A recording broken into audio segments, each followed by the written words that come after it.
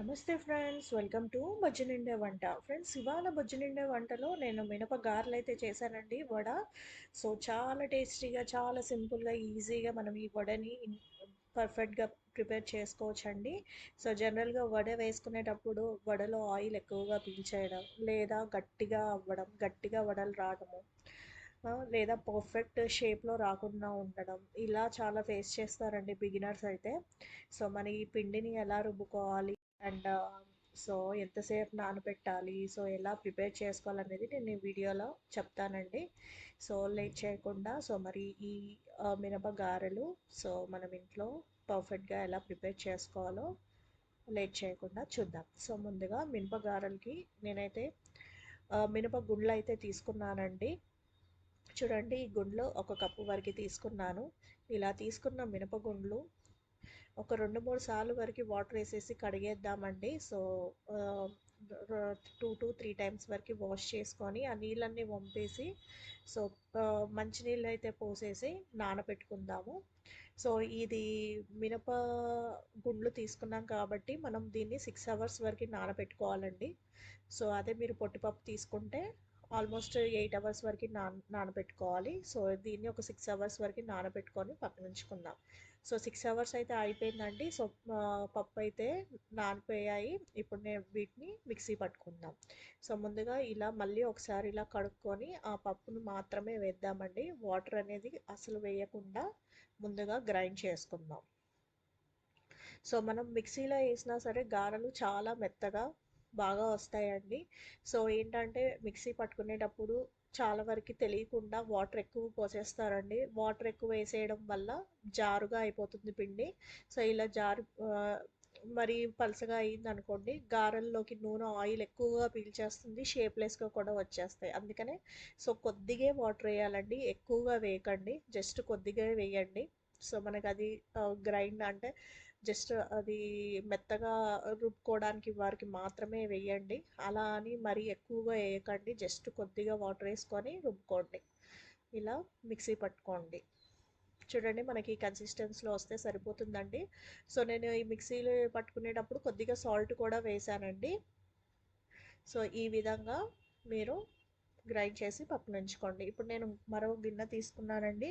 So 3-4 వరకు పచ్చిమిర్చి సన్నగా కట్ చేసుకున్నవి వేసానండి. అల్లం ముక్కలు కూడా చిన్నగా కట్ చేసుకున్నాను. కరివేపాకు కొద్దిగా వేసానండి. ఆనియన్స్ 2 ఇలా సన్నగా కట్ చేసుకున్నవని వేసాను.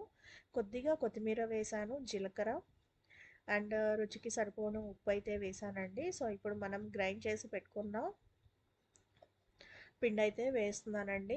సో ఈ పిండి ఈ ముక్కల్లో అన్నీ కలిసేటట్టుగా బాగా కలుపుకోండి ఈ విధంగా. సో మనం ఏంటంటే మిక్సీ పట్టుకున్న తర్వాత పిండి ఒకవేళ మీకు బాగా పలసగా అయ్యింది అని అనుకోండి, వాటర్ ఎక్కువ వేసేసి బాగా పలసగా అయిపోయిన వాళ్ళు, సో మీరు అప్పుడే ఇమీడియట్గా వేసుకోకుండా మీరు ఫ్రిడ్జ్లో పెట్టుకొని ఒక 1 or 2 అవర్స్ తర్వాత వేయడం వల్ల పిండి గట్టిపడుతుందండి. అదొక టిప్ మీకు. చూడండి, నేను ఈ గారెల పిండి కన్సిస్టెన్సీ ఏ విధంగా వచ్చిందో చూసారు కదండి.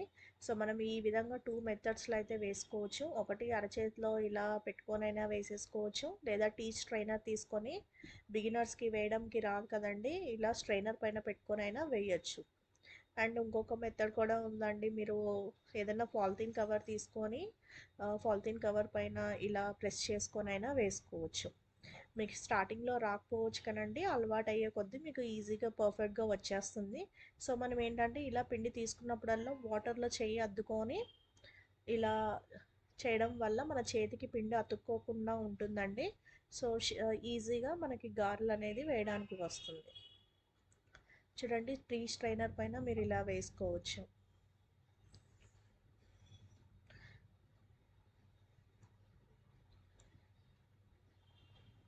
సో మంటనైతే కంప్లీట్గా మీరు మీడియం ఫ్లేమ్లో ఉంచుకొని 2 వైపులా కాలేటట్టుగా కాల్చుకోండి గారెల్ని. సో పర్ఫెక్ట్గా మీకు వచ్చేస్తాయి.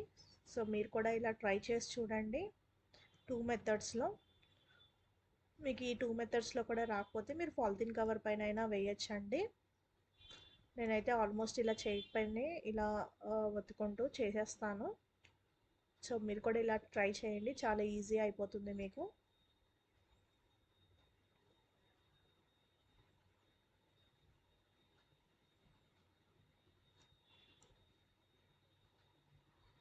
సో మంటని మీడియం ఫ్లేమ్లో ఉంచి రెండు వైపులా కాలేటట్టుగా గారెలను అయితే కాల్చేసుకోండి.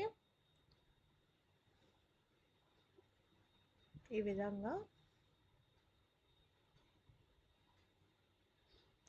సో ఫ్రెండ్స్, టేస్టీగా గారెలు క్రిస్పీగా అండ్ ఆయిల్ కూడా ఎక్కువగా అబ్జర్వ్ చేయకుండా సో పర్ఫెక్ట్ షేప్లో అయితే గారెలు అయితే మనకి రెడీ అయిపోయాయండి.